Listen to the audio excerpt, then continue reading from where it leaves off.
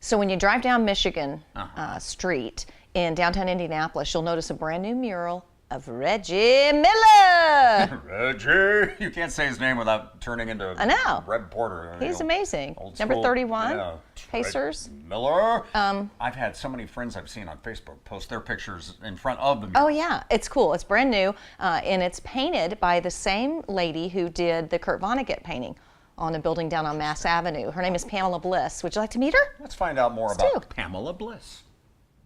A special thanks to the Arts Council of Indianapolis for hosting us today, and a special thank you to Pamela Bliss for joining us. I know you haven't been feeling well, a little under the weather. We really appreciate you coming down and spending some time with us to share your story. Thank you for having me. And for people who aren't familiar with you, tell us what you do.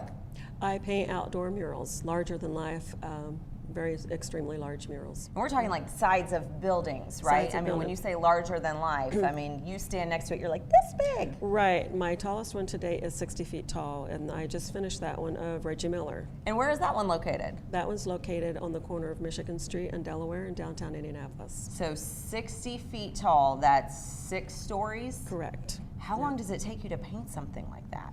Well, it depends on the amount of detail, and it depends on the number of subjects that's in a mural. The more subjects that I have to make likeness, then the longer it takes me. But that one took me a little over a month because you have to deal with weather sometimes.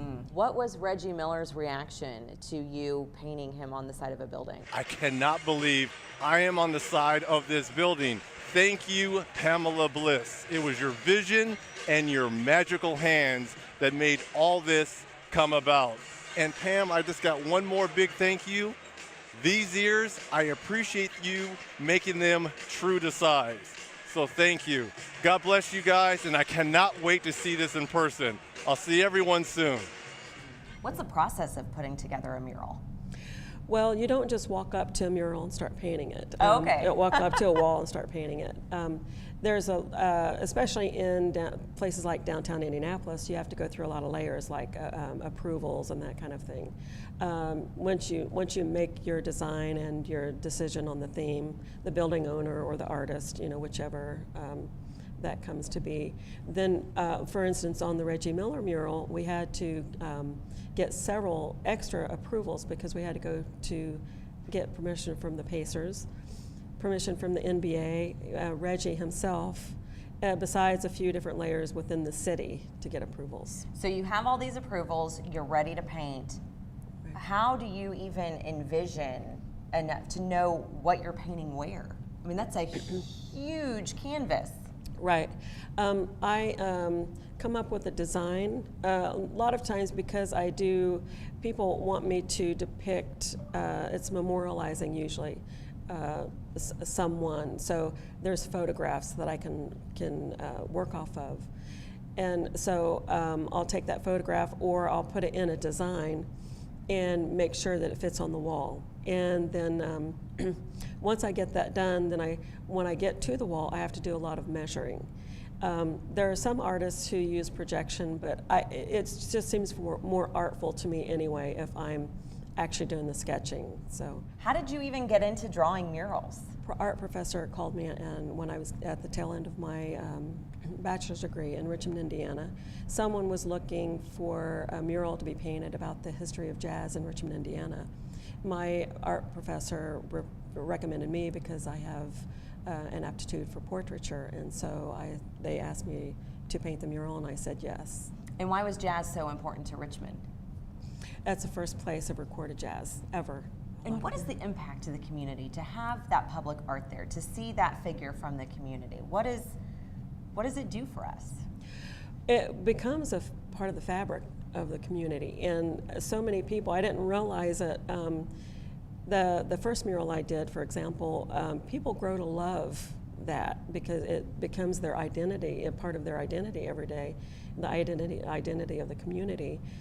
And so they start appreciating more, and I have found that when I have painted a mural in a town, they want more, and so people start appreciating, they take more pride, and they start doing projects themselves, and it just enhances a community. Well, and these murals don't you know, they don't stay exactly the way they are the day that you're done painting them, right? Over time, you know, just Right. the weather, the different elements, and you were recently involved in a project for restoring a big mural, were you not? That was the Jazz Musicians of Indiana Avenue. And that was one of the Indianapolis Art Council. They had hosted the Super Bowl mural program. And there was 46 murals that were put up, and they gave me 2 murals, and one of them was the Kurt Vonnegut on Mass Ave. That one's 38 feet tall. The other one was the Jazz Musicians. And so I've had to touch up both of them. The one on Indiana Avenue, well, it's on Capitol in Vermont. You can view it from Indiana Avenue. But those jazz musicians, they all performed on Indiana Avenue. Wow, I wasn't aware of that. Right, so it depicts history. Most of my murals depicts history. And I'm guessing you're not afraid of heights. You know, I am. Are you? Yeah, I sometimes have little panic attacks if I walk up to a banister and too quickly, and when there's a drop off, I'll have a. But when I'm up in a boom lift, the first day or two, I'm a little shaky and I get butterflies in my stomach, and then